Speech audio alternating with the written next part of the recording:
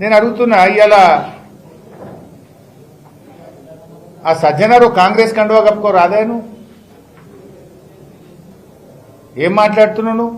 మీ DGP నువ్వు, మీరు మీ కాకి బుక్ ఏం చెప్తున్నది?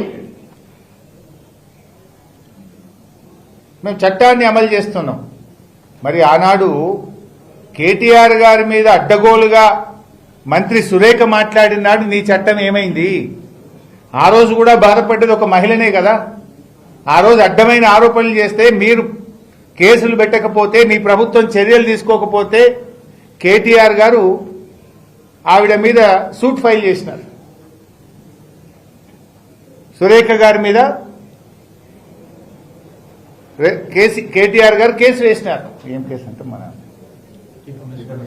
డిఫమేషన్ సూట్ వేశారు కేటీఆర్ గారు. మరి ఆ రోజు మీ కేసు ఎందుకు పెట్టలే? ఆ రోజు నీ చట్టం నిద్రపోయిందా సజ్జనార్? ఆ రోజు కాకి బుక్ పనిచేయలేదా సజ్జనార్? ఇవాళ ఒక మహిళ మీద అయిందని తెగ బాధపడుతున్నాం. మరి ఆ రోజు కూడా ఒక మహిళనే కదా, ఒక మంచి నాయకుడు, ఈ రాష్ట్రానికి పేరు తెచ్చిన నాయకుడు కేటీఆర్ గారి మీద అడ్డగోలుగా మాట్లాడితే మరి ఆ రోజు నీ చట్టం ఏం చేసింది? చట్టం చుట్టమైంది ఆ రోజు? ఈ రోజు ఎందుకు ఇంత అర్ధరాత్రి పూట చేస్తున్నారు?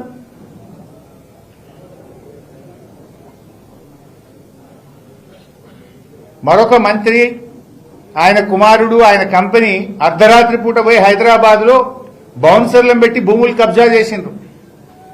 మరి ఆ రోజు నుంచి ఈ రోజు వరకు ఆ మంత్రి గారి కుమారుణ్ణి గాని, ఆ మంత్రి గారి కంపెనీ రాఘవ కన్స్ట్రక్షన్ లో ఒక్కరిని కూడా ఎందుకు అరెస్ట్ చేయలేదు?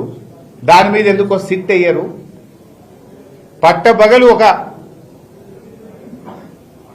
పేదవాడు, సామాన్య ప్రజల భూమిని కబ్జా చేస్తే, కోట్ల రూపాయల భూమిని హైదరాబాద్ నడిబొడ్డున కబ్జా చేస్తే ఆ రోజు చట్టం ఏం చేసింది? దాని మీద ఎందుకు సిట్ అయ్యారు? దాని మీద ఈ రోజు వరకు ఎందుకు అరెస్ట్ చేయరు? అర్ధరాత్రి పోయి పట్టుకురావచ్చు కదా మరి వాళ్ళు. కానీ అక్కడేం చేసిండ్రు? పాపం నిజాయితీగా వ్యవహరించిన ఒక సిఐ గారిని బదిలీ చేసింది 24 గంటల్లో. ఆయన పేరు ఉండే